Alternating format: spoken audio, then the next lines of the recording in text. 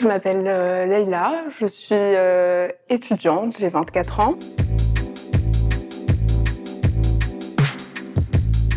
Personnellement, la santé mentale, c'est quelque chose qui est rentré très tardivement dans ma vie. Moi, j'ai grandi au Maroc et j'ai pas forcément parlé de santé mentale avec ma famille, ni dans le milieu scolaire. Pourtant, j'ai toujours été très anxieuse, j'ai toujours fait de l'anxiété de performance. Et en fait, c'est un peu en arrivant dans les études supérieures que je me suis rendu compte de l'importance de la santé mentale, alors que pourtant, j'étais dans le sud de la France, dans un environnement qui, a priori, devait être plaisant pour moi et devait me permettre de m'épanouir.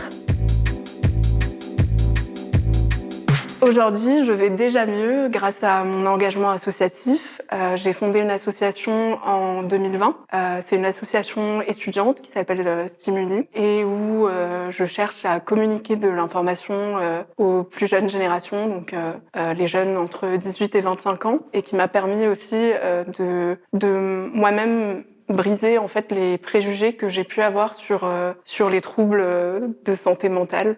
Je suis allée consulter un médecin psychiatre et surtout parce que j'ai trouvé un espace où je me suis sentie à l'aise pour me confier, pour parler de mes problématiques les plus intimes sans pour autant être jugée et sans pour autant penser à l'impact que ça pourrait avoir sur la personne à qui je me confie. C'est bien sûr important d'avoir des personnes dans son entourage, mais je pense que rien ne remplace un professionnel de santé. Je suis aussi allée témoigner dans un podcast qui s'appelle Les mots bleus et ça a été extrêmement important pour moi d'aller témoigner parce que en fait ça m'a permis de me rétablir. C'était un moment où je pouvais enfin partager avec d'autres personnes ce qui m'était arrivé. Ça n'a pas toujours été facile d'expliquer à mes proches, notamment ma famille ou mes amis, ce qui s'est passé.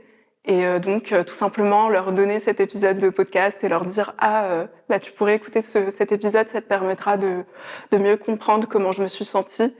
Ça m'a beaucoup aidée. Alors je dirais qu'il y a deux types de ressources. Il y a les ressources plus internes, organiser des temps où je vais prendre justement du temps pour moi, où je vais pouvoir aller m'aérer, aller marcher tout simplement, parler avec mes amis. Et puis après, il y a eu d'autres ressources plus externes.